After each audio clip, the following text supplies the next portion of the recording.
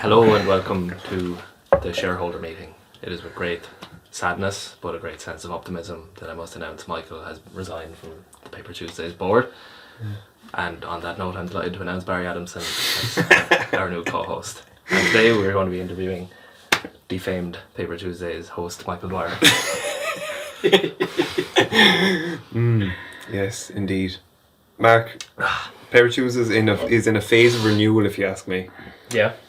We did the podcast for a while, then we took a break. We needed to rear Nora, needed to build the house a little bit. Yeah. And now we're having our first interview of our new birth. Yeah. And who better to facilitate that than one Barry Adamson. Barry, thanks for joining us. Thank you very much for having me, lads.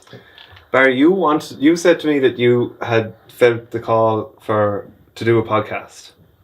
Yes, I did. So what goes on through your mind that like leads to an openness of like, I want to share this with other people? I suppose I wanted to... It's been a desire, kind of a dream of mine, to have my own podcast Oh, right. for quite a while. Yeah. So I think this was a step towards standing in front of a camera, speaking and making that step happen. And then also, I love these kind of conversations with people. Right. And being in spaces like this. Yeah. So I thought it would be something interesting to explore. Yeah. And I put it out there. I was like, right, I want to be on a podcast. I want to do this. And then the two of you come across me, and I'm like, right, the two lads. That's mad. Yeah. So we went to one of your Breathwork classes, Yes. and when you just tell people what you do, what do you say? It's a funny one when people say, what do I do? Because I used to work with my dad as well. We were like half doing this, doing that. And now, I'm a breathwork facilitator. That's what I am. And that's what I say to people now. I used to shy away from it a bit. It used to make me feel a bit like, people would be thinking like, because you get a lot, what's that? Or like, why do you do that? Or what goes on with that? And, I like explaining it then to people, of course, but I kind of used to be a bit, I don't know, there was a bit of a resistance in saying, this is what I do. Yeah. So I'm doing that. And I'm also training with Paul Check Institute, doing holistic lifestyle coaching. So they're the two things I'm flowing with now at the moment. Okay. Mark, have you heard of Paul Check? No, the holistic lifestyle is what does that involve? So for me, it's the pillars of like living by are like my 9 health pillars, my 7 health pillars, or whatever that may be for different people. Different individuals will have different things in which they want to do, but it could be like your nutrition. So similar to what yourself might do, your nutrition, your movement, your hydration, your mind, so your emotional well-being, your relationships, your breathing was a big one for me. So I kind of made my own pillars throughout my own learnings, and kind of began living by them. And yeah, it's been a journey along with that alone. But what Paul Check does, he's the Check Holistic Exercise Kinesiology. So it's completely like whole way of living, like holistic, wholesome. So he would teach you all about nutrition, all about movement, all about kind of how to look after yourself and your mind, body, and your spirit all as one. Not just the mind, not just the body, like all together as one. And so I've done the level 1 with him, and he's quite an interesting guy, and he has quite interesting work. I'd definitely recommend to check him out. Yeah. I mean, he's like, what age is he now? I think he's nearly pushing 60. And you see this chap is like beast, animal. Like, the physique of like a really strong, fit, healthy 30-year-old man. Mm. So he's the proof himself of what he can be. Yeah. And Mark, when you've gone to the breathwork classes, what have you felt? What have I felt? I suppose physically the intensity of it, and I've said it before on the podcast after I went to the first session, is Irish people in particular seem to have resistance to this kind of holistic stuff, as you've said. And I just kind of said to people, if you don't believe it or you think it's shite, then try it and see how you feel, because you're going to win either way. Either you're going to be right and it's a load of shite, or you're going to get something from it. And that's just a way of enticing people to go. I think that there's massive benefits to breathwork. I've noticed it definitely in my own life. And in terms of Barry's classes, just the space he's able to create for it to be a break from normal reality where things are so fast paced and so, I don't know, transactional. It doesn't really feel like transactional. It just seems like Barry is guiding you from one way of being into another and then back again safely, and you know that it's being done in the correct way. And the people there are there to do the same thing. So there's no judgment, there's no conflict. There definitely is conflict, but I just think it's a really nice way to spend your time, and especially on a Friday evening after the week, settle into the weekend, it just kind of resets you. And that's the way I could describe it best, is it resets you. That's a really good description of it. Like, you've been 3 times now? 3 times now, yeah. I'm a novice. I've done my one shot. But what those classes? Is that the first? You haven't been doing classes that long. No. So first of all, thank you, Mark. I appreciate Thank that. No, I haven't. So I began in November. I first held space on the beach, for the full moon gathering, and we done the breath, but we done a kind of a different style of breath, and we done some movement, and that is really about getting people together, getting people, like-minded people, any-minded people, to come down and to experience something different, and also to breathe, of course, and to move. And so I first held a class indoors inside in January, which I feel was very different to the sessions that I'm doing now. Different kind of ball game altogether. But for now, for me, why I am doing this and why I am holding these spaces and creating these spaces is for people to come in, to lose all sense of who they are, what they're meant to do, their thoughts of being a parent, being a brother, being a friend, being a mammy, whatever it is that's attached to their identities.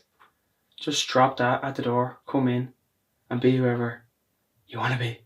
Express whatever you want to express, say whatever you want to say, and through the breath, in my own personal experience, this helped me develop a deeper connection with myself, to go through and understand why I am the way I am, who I am, and to help myself, grow in the direction that I want to go, be who I want to be. And I believe that when I create these spaces, it allows people to do the same. And it allows people to tap into something different. Something that, this kind of work and these kind of practices as such have been around for ancient times, thousands upon thousands of years. It's only in this world, in this society we live in over the past, maybe a few hundred years, where there's this lost sense of connection, human connection, where 2 humans can come together and have this bondship and have no judgment, no worries, and just be there, and you kind of lose sense of time there, which is also a beautiful aspect of it. But what I'm saying is, these spaces for me is filling up my own cup so I can continue to fill up other people's cups, and to let people express, be, release transform into whatever that is for them, to ignite their own like fire or whatever it is that they want within them, inside of them.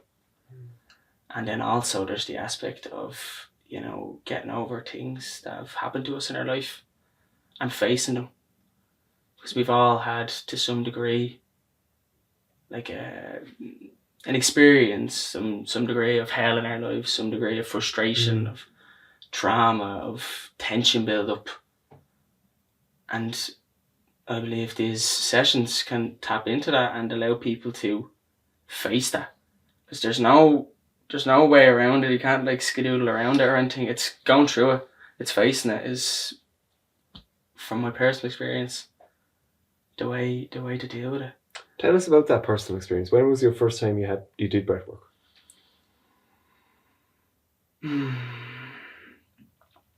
I think I began experiencing it through YouTube first. I was very much into Joe Dispenza and his style of meditation, which kind of led me onto the path of the Wim Hof breathing. And so I began doing the Wim Hof breathing. But the first time I done it in person, I went to a retreat in January, so about a year and a half ago now, last January. Wow. And there we done breathwork. We done a couple of different things. Breathwork was very much a dominant part of what we were doing at that retreat. And I remember doing my first session, and after just feeling like, what the fuck? Like, what happened there? I had a massive emotional release. And from that moment on, I was kind of just like, an emotional release. This is something I need to explore further. You know, I didn't believe that my breath alone could bring me to that place, could allow me to be there, could allow an emotional release to come up. Now I did obviously believe so going to the retreat, or else I wouldn't have been there, but it's kind of hard to believe something unless you experience it to a full extent.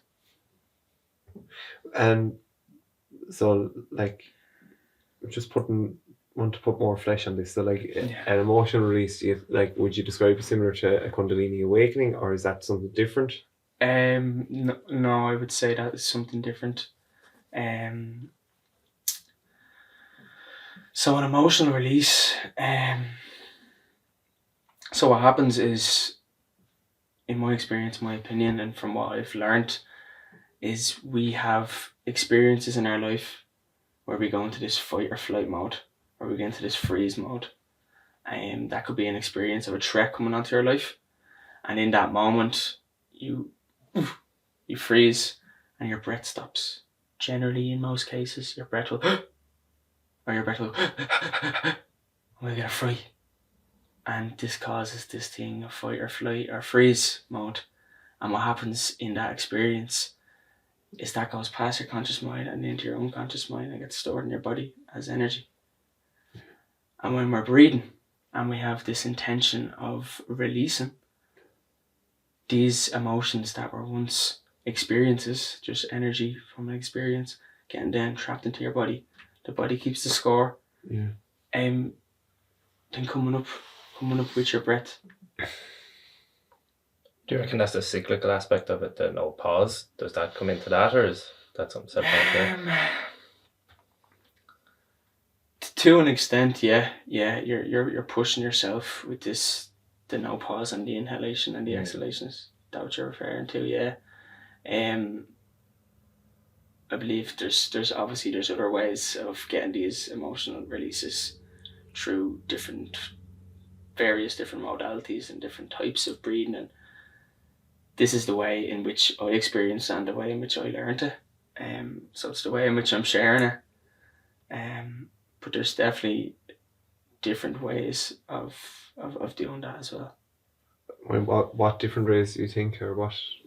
Of bringing about these experiences within your body to explore emotional releases. Yeah. So there's many different forms of breathwork. There's talk therapy. There's many different forms of therapy. What I'm getting at is, from my experience of your Yeah. classes, I'm I think that your work has the potential of being more impactful than talk therapy. Yes, so this comes back to an experience that happens that gets stored in our body. So, and this isn't to like this talk therapy in any way, shape, or form by bringing an element of sharing and talking into the space. Yeah. And that has a power behind it. Of course it does. That old saying, a problem shared is a problem halved. It's very much true to a degree, whereby I feel that some experiences that happen to us, you can't put words on them. You don't know how to explain them. And so when this happens, you don't need to put words on them. You don't need to explain them. It just comes up. And this is why when I say when something is coming up or someone's come to the surface, you don't need to know the story or the why or the image behind it. You just need to feel. And bring it back to that feeling of what way you felt when that experience did happen to you. And so this is where the body comes into play and the mind-body connection. So there's only so much we can kind of share in an aspect of words and speaking as such. I'd just like to apologise. I scared Michael as he was getting out of his car, so that probably put me into prayer fight this morning. Just what you were saying on feeling, Barry, like it's definitely a case of feeling, especially in that breathwork, and it kind of like almost feels like it whitewashes your nervous system. And there has been times where at the end when you slow it back down that I've kind of felt like, oh fuck, what's happening? And like there's no conscious thought of what it is, but it's almost like an instant like punch of fear, and then it's like, no, just go back to the reference point, and then it's fine, it passes. And it almost feels like it's being power hosed a little bit, whatever it is, without me being consciously aware of it. Now some things I have been, but other things I haven't. Like there was no thought there when it happened. It just felt like something was stuck and it got pushed up to the surface and then went. Wow. And that was just feeling, like that wasn't thought. So I think we definitely do think, there's a quote from someone says like we think too much and feel too little, and being able to just feel is really fucking useful, I think. Like, I mean, in general in life, this is how we navigate, and this is how we have navigated feeling. You know, like talking and language and speaking and words, they are powerful and they do carry a massive power to it and very meaningful. But when you're going back to the element of feeling, like we're kind of just feeling around energy, you know, and that's, you don't need to think of why that is there or why am I feeling this, or they're just thoughts coming in. It's happening, and just let it happen. And if you're feeling that it's happening for your benefit, and if that's your intuition speaking to you and your gut feeling speaking to you, so it's just letting that be, letting that happen, let that flow come and let it go. I think there's great depth to the phrase healing as a feeling, you know, like there's feel to heal. Feel to heal. Yeah, that's the name of the book in which the guy who created the institute where I done my training. Right. That's the name of his book, Feel to Heal. Okay. Yeah, we drop into the body, we feel, we find what we're feeling, and we just allow ourselves to feel it everywhere. And yeah, there's no thoughts needed to be attached to it. I have to come in, acknowledge them, and let them go. But yeah, feel to heal, I like that one. Yeah, wow. Sorry. The music choices I love. Yeah. Are they a part of your training, or is that your personal collection? It would be a personal collection of a mix and mash of what I've liked through different experiences of doing similar type of work, and also through being in different spaces, and I've heard the song and be like, oh my god, like I felt that one. I mean, like, what's that song? And but just taking bits and bobs from different places and kind of making it then my own playlist. But yeah, the music carries a power to it as well. Definitely. Certainly. Yeah. Where was that retreat that you did, where you had that first emotional release? It was in Meath or Westmeath? Meath. And it's called Anam Tua. with a guy called Patrick Douglas and Lorraine Hogan. And they're doing amazing work all over Ireland. And yeah, it was a powerful retreat. It was kind of it was my first to kind of deep dive into the unknown of an experience of I didn't know what was going to go on really. Yeah. Like, I mean, I had some, this is what's going to happen, but I was going there 2 nights with a group of strangers, and yeah, it was a magical weekend. What made you want to go there? Yeah, it's a good question. Seeking more. An inner knowing, an inner feeling that there is more for me to explore in my body, in this world, in this life, and not wanting to be the same as everybody, which was something that I always kind of felt throughout my whole life, maybe. In school, everywhere, yeah. Do you think you've always been attuned to energy? I think we're all attuned to energy. We are energetic beings. Like, I mean, when I say this, some people are like, but it's like, okay, energy. If me and you had an argument in this room right now, and Mark walked in, he could feel. Absolutely. Or if me and you had the most loving conversation, he could feel that too. I mean, what is that? If I ask you, Mark, do you love your daughter? How much do you love her? There's no scale that can measure it. This is energy.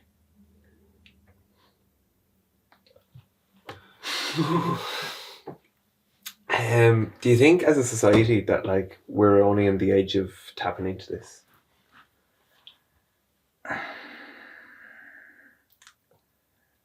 I believe from where we were, it was kind of innately within us for thousands of years. Now, who am I to know that when I wasn't around back then? But right now, again, it's just for me feeling and then knowing within me. It's like this feeling of knowing. But going directly to your question, I think it's going on much longer than we think. But yeah, it's really coming to the surface now over the last couple of years, and it's really been brought to the awareness of the broader population and the masses of people. Yeah. What do you mean by that? What do you mean by that? Just that there's a longer history to this, or what? What do you? As it with energy work, like. Well, yeah, just conscious that like, if you had told me 10 years ago that it was going to be a man on a full moon on Ballymoney Beach with a crowd of people, I would say, yeah, you should go there somewhere else now. You know. Yeah. But like we're on a, we're at a space in time where like how healthcare and our approaches to things is becoming a lot more holistic, and it might just be in terms of peer-based. It escapes me, but there's a word on it, maybe you know it, of where instead of going to your doctor for mental health, like there's another, just like instead of only drug-based approaches, there's now an openness that sometimes about pathfinding of, okay, if that person would like to get involved in sport, so we get them involved with a boxer and who is supervising, mentoring them as such. And so that one-to-one connection is fostered. And so it is a form of healing that can also be another option to like a psychiatric or drug-based approach. Like, do you see that path opening up? I think you do. Yes, I do. Yeah. And it's part of what I am trying to do and what I'm trying to portray is this path and opening it and expanding it a little bit more for people to see. Yeah. That it's, in my opinion, far more real, natural, and healthier than this kind of old basis of what you say with like going to the doctor and being handed drugs. I mean, like for people who are depressed, let's say, and they go to the doctor and they tell the doctor they're depressed, what does the doctor do? Mm. He gives you a pill, gives you an antidepressant, and you take the back of the antidepressant, and the number one side effect, along with a big long list of them, is probably suicidal thoughts. It's like, okay, why is that happening? You might spend 2 minutes standing there with the doctor, and unfortunately I believe this isn't the doctor's fault. It's how they're being taught, what they're being told to do. Yeah, and another time, you mentioned time. Time is massive. Like, you know, we get 90 minutes with Barry Adamson to facilitate the breathwork. You probably, in a doctor's appointment, you might only get a few minutes. And when a doctor suggests yoga or something like that, it's easy to just say, sure, that doctor doesn't know what he's talking about, he just suggests yoga. You know, so there's that gap that can only come through entering into the presence of someone's company. Yeah. And I think there's just that value is priceless in today's society, and we, Mark, does all this resonate with you, or do you think some of it needs to be made more realistic for people? No, it fully resonates with me. Obviously, I've spoke before about my own mental health problems and how I was given the tablets and they didn't work, and they're like, okay, well, we'll up the dose, and they mightn't work then. And I was like, oh well, we'll just give you another one on top of that, and then we'll give you another one on top of that. And I was like, well, that's having that side effect, so we'll give you this. And I ended up on 10 tablets per day. And it was only when I took kind of a more holistic approach to it, I just kind of said, look, either I'm going to end up dead because of the amount of tablets I'm taking, or I'm going to end up dead for a worse reason.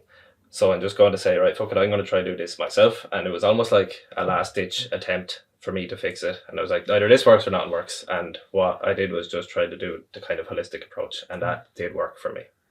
And you almost feel scared to say it, because someone's going to come in and say, you don't understand that I have a chemical imbalance in my brain. Or like, you can somewhat manage those chemicals in your brain. Like, the power is in your hands, and if you give the power back to the people to look after themselves, I think that's where the answer lies, instead of the pills or the easy fix, or even the excuse of I have a chemical imbalance in my brain. But I can't tell someone to overcome that excuse.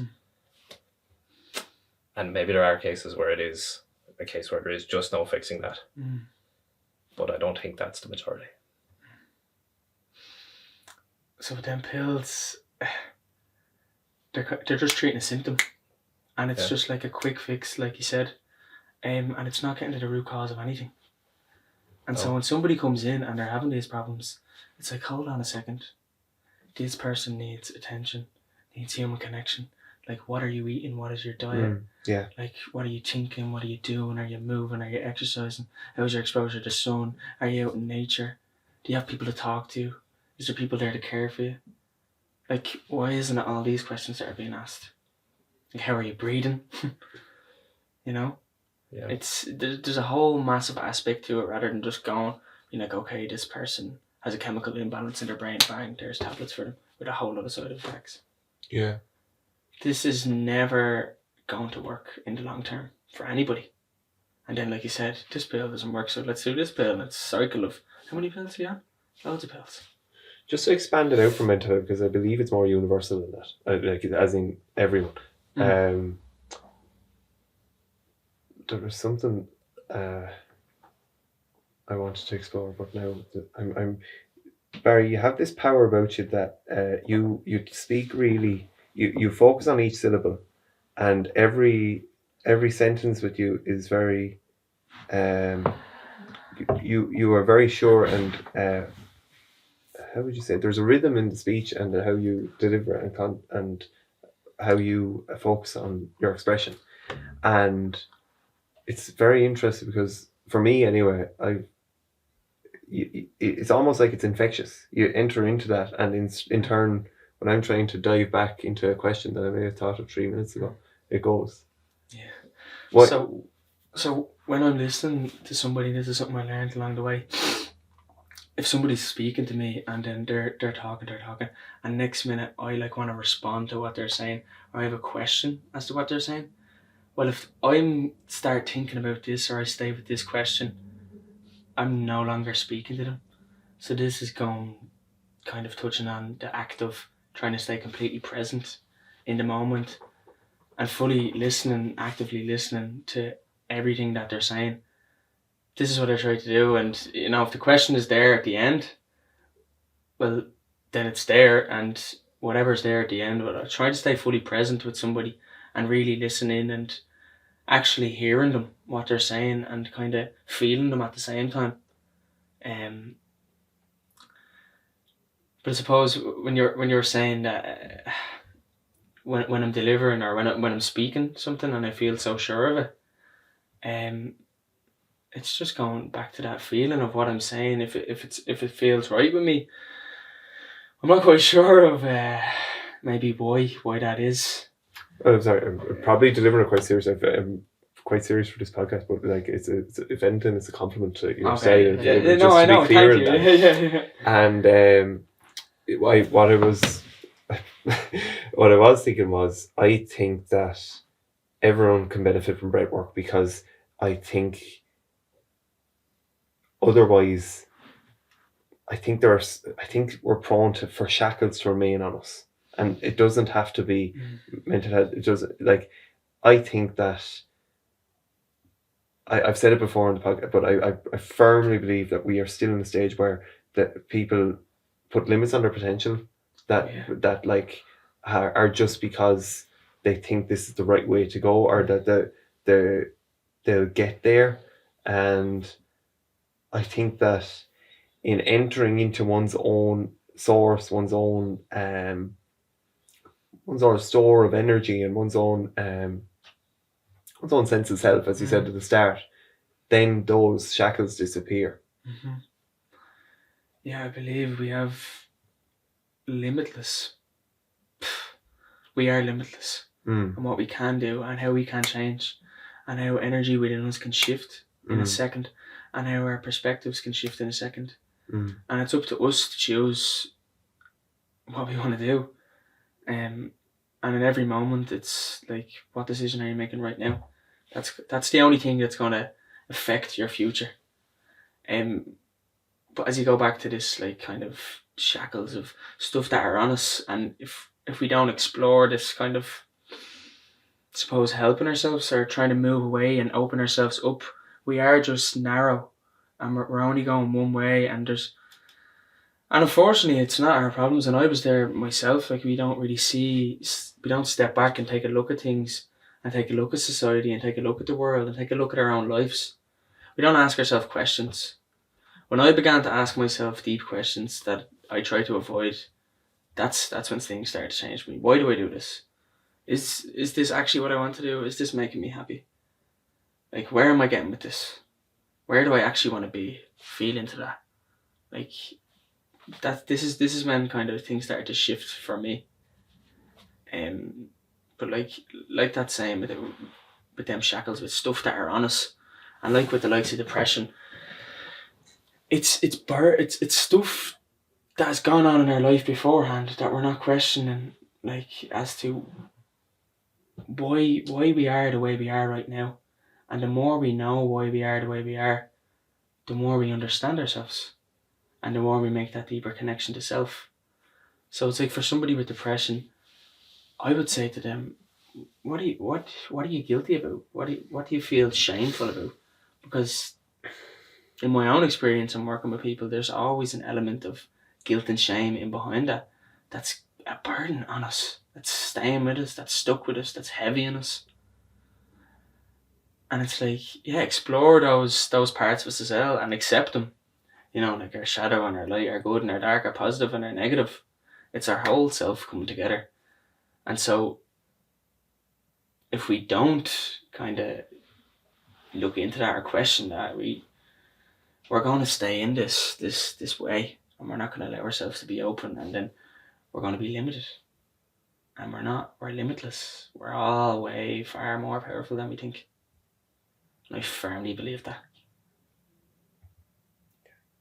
It's very interesting. So you kind of stay stuck because you're at war with yourself. You're at war with yourself. Yeah. Yeah. Makes a lot of sense. I was once at war with myself. What did you do to overcome that war? I began asking myself questions. At what stage did you accept yourself? I'm continually accepting myself. I'm continually forgiving myself for the past or what I done or what I said was wrong. That's another thing that holds burdens on our life. That holds this like heaviness or this energy within us that's just not serving us. And so when we begin to forgive ourselves and forgive those around us, it's just like, okay, I forgive you. I forgive you for doing that. It's okay that you done that. That was part of you. It's part of your life, part of your journey, part of your path. Makes you who you are right now, here today. So yeah, when I began to forgive myself for some acts, behaviours or stuff I may have done, said or engaged in, this massively took a big shift in my life, changed a lot as well. Do you plan on practicing breathwork going forward, Michael? Will you come Practicing what? breathwork yourself? Yeah. Do you plan on practicing breathwork? Oh yeah. Are you still doing it? Yeah. Oh, maybe not as regularly. So how was it for you? How well, like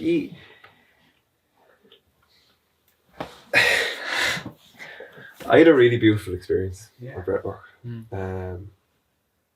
Oh yeah, sorry, to answer the question, yes, I of course want to continue breathwork, but it's just if there's so many aspects to it, and like when I was first to share because I knew what I wanted to share at the end, that like I just had this profound, overwhelming sense of joy and love, and I was like, no matter what has gone on in my life, love is around me. Even the people that I once detested or like couldn't stand, like there's still an expression of love, expression of divine will, and like it's up to me to understand that and to recognize that. And I'm religious, and I have this devotion to the Sacred Heart of Jesus, and this pumping image of a heart, and that's for me anyway. That's a symbol of love, the deepest love, the most profound love, to give up a life that would save the whole world, and to see that beaten alongside that feeling of love, it's just something that'll stay with me forever, to be honest. And it's something that I can always return to. So it's beautiful. Yeah, it is. But then I know we were speaking afterwards, and I was like, well, like breathwork, I know it's going to bring up all the shades of life. It's going to bring up, like, I was blessed with a very beautiful experience at that point. But there will be times when you know the challenging emotions will come up to the surface as well. But it was great to leave that room knowing that I had met something that was beyond the day-to-day. Yeah, it's beautiful. And when you say these challenges will come up, if and when they do, I mean, when this does happen and this release is made, this just allows more space for you to fill that gap with whatever you want. With love, allow more space for just fluidity within your life. Yeah. For growth. For whatever it is you want to fill that space up with. In my opinion, that's what this allows for. So although you had a beautiful experience, which is amazing, and these happen quite often as well, yeah, because you were being somewhat reassured in that of like everything's fucking okay. Yeah. You know, like love, joy, bring it into me, let me feel it. Sometimes we can't accept that. We, especially us as men, we're not able to accept like love. We're not able to receive love or joy. It's like we're rigid to this idea of receiving that. There was also one thing that I'd forgotten, but like there was this flooding of purple, flooding of the colour of purple in like slowly, gradually of the mind space when I have my eyes closed. Just this flooding of the colour of purple, and I think it was the first, like I've heard many times of people like still practice meditation like for an hour in the night, and I often hear like people have trippy experiences of colour and that sort of thing at that stage. It was the first time I ever experienced something like that as well. You've obviously many anecdotes of trippy experiences now at this point, surely. I have a number of them, yeah. I would say some of us can be very visual with certain things, which I would say I'm not so much. I would say I'm more like I feel, but also we all have these different aspects of us. But I think some people tap into different ways more. But I mean, I've for sure experienced this kind of light coming in, or these different colors as such are completely visual journeys of myself, of people I know, of things that are happening to me, things that have happened in my life. I mean, yeah, I have, yeah. If someone is listening to this, Barry, and they still are a bit unsure of breathwork and stuff like that, is there anything you could say? I know someone actually said this last night. How do I convince someone else to take the step to try breathwork or to get involved in it? What would you say to someone who is considering it? Just do it. Like if it's something that resonates with you, and if it's something that you want to do and you feel you're slightly drawn to this, if you don't, you know.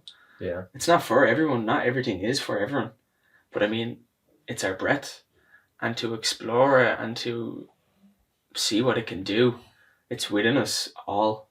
I mean, it's the first thing we do when we're alive. It's the last thing we're gonna do when we die. But I mean, just do it. Just go experience it. Like that, like what you said, where people are a bit like, oh no, I don't know. But like, how can you say that when you've never experienced it? yes. And that's been a big part of my life as well. Just go and do new experiences, try new things, see what resonates, see what feels right with me. Because my biology, my DNA may not be the same. It isn't the same as anybody else's.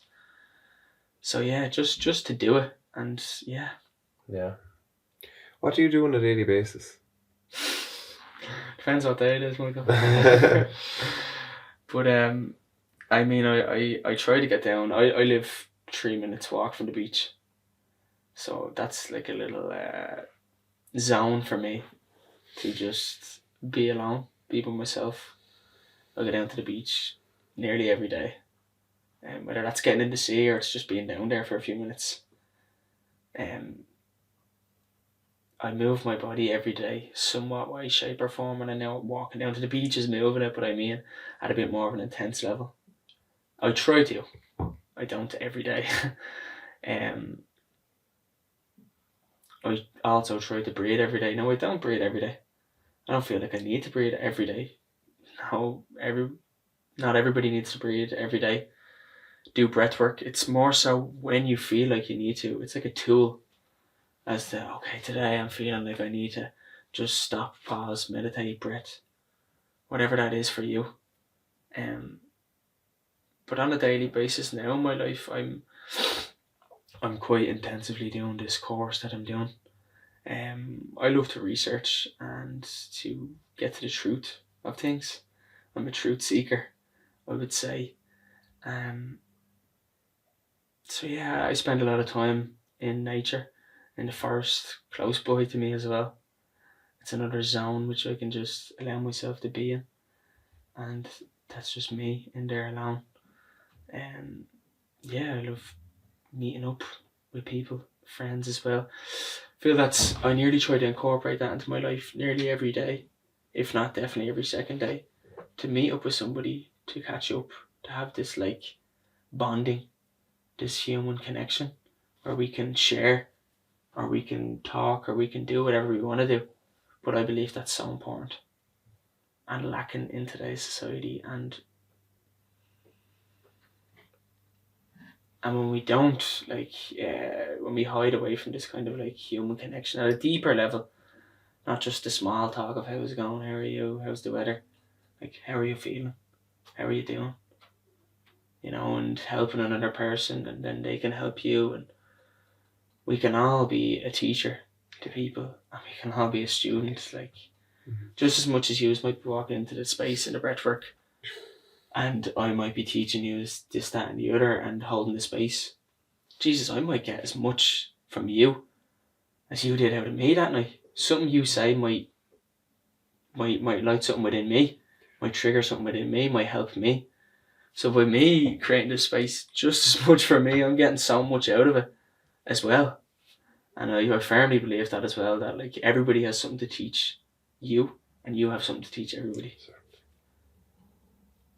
And when you say you do breath work most days, on a regular basis, what is it? One method, or do you jazz it up? I jazz it up, yeah. I do. I definitely jazz it up.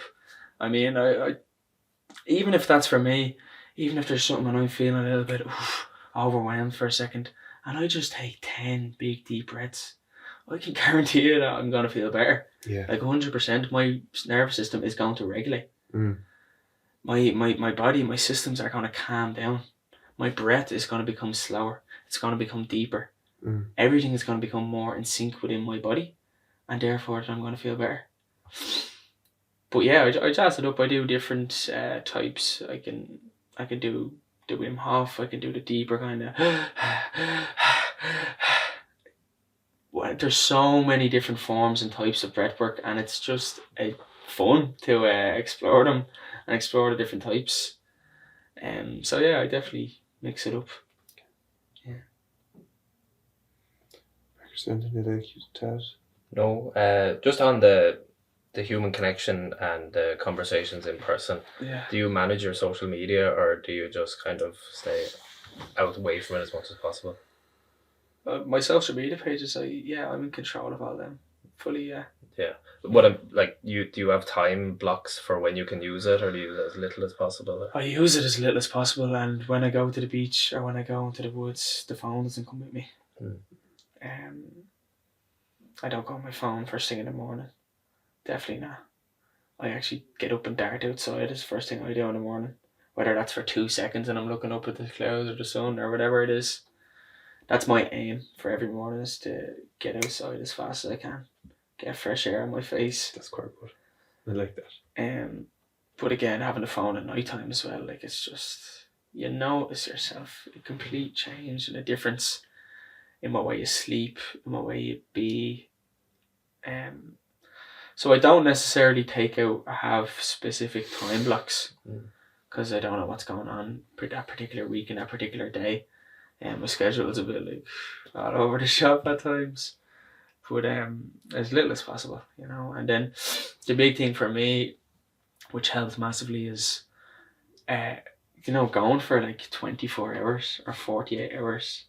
Or when I was away in Portugal, I went 7 days without being on my phone. No phone. Completely, like, see what comes up for you then. See what happens then. Like, if you say that, if I said to you, or if you said to somebody walking on the street, like, turn off your phone for 48 hours, like what? I just think about it, you have a girlfriend, and if I turned off my phone for 7 days, I would no longer have one. I don't know. I'm turning off my phone for 7 days. Breathe if you're listening. I love you, but the phone's going off. The phone is gone. It's going off now. No, it's great. I do. And I definitely think there's a direct correlation between how much you use your phone and how deep and meaningful your relationships are with people. I think it's like a plastic. It's like watching porn. Like, it's a cover up for the actual thing. Yeah. We're nearly self-sabotaging. And it's another thing us men do. We self-sabotage. And I believe it's for this false sense of control. Like with the likes of porn, with our phone. We go out and, we smoke a few joints, or we eat a load of shy food. It's like we're self-sabotaging, and we know the outcome. We know exactly what's going to happen when we get the phone out and we look up the browser and we look up the porn. We know exactly what way this is going to happen, and we're in full control of it. And it's this false sense of like power within us or control within us. It's like, that's not power. I was only thinking about it earlier today. Yeah, it's very interesting. Like, Aubrey Marcus used the phrase before, pseudo love or pseudo eros, as like these forces like that we think are love or we think are fine, but like really we could dial it up a bit. And I think we're always at that continuum of like, because we are always changing. It's always like you cannot do the same thing or behave the same way every day. How would you say? It requires that dialing up, that continuous investment in oneself, in these positive emotions of love, joy, connection, fulfillment. Wow. this conversation has brought places that I never expected. It was beautiful, Barry. Thank you very much.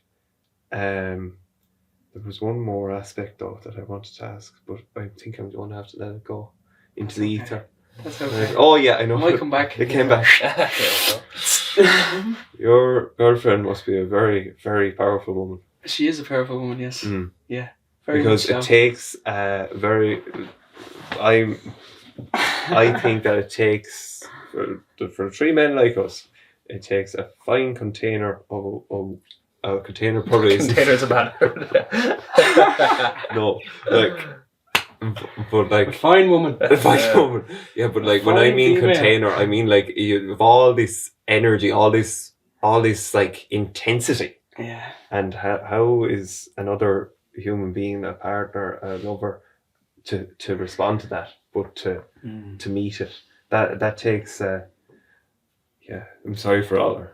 But You always like have to find one way to make something sexual. Everything won't be podcast out. but yeah, so fair play to her. Yeah. I suppose we completely separate our lives in an aspect. I have my life. I do my things. All right, yeah. I have my friends. Yeah. It's me. It's my Yeah. life. Then she has her life. She does her things, and we That don't works. need to like. Yeah. And we come together. We create something different. It's not like this Beautiful. happening where we're intertangling and it's just this deep level of communication, which again I believe is a massive problem, especially in the youth of like people our age within relationships. It's like communicate your wants, your needs, your triggers, your emotions. And that is going to really deepen and bring amazing relationship within yourself and with your partner. Yeah. To explore this further with Barry, you're doing a masculine retreat on the 3rd of June. I'm doing, a men's gathering, men's gathering. circle. Masculine alchemy, whatever you want to call it, yeah. Lovely. And Men coming together. your tag on Instagram is? Barry_Adamson. Lovely. Yeah. Barry, it's been emotional. Thank you Yes. very much Thank you very much for having me. Yeah. I apologise if we went on, when you asked me a question, I might have went on a bit of a tangent. No, That tends to happen, and I go away from the question, I'm like, shit, I need to ask the direct question. No, Barry, that's Paper Tuesdays. We riff, we go off, we love it. Yeah, love it. Thank you You're a so gentleman. much. Thanks very much. Thank you very much. Legends. Cheers.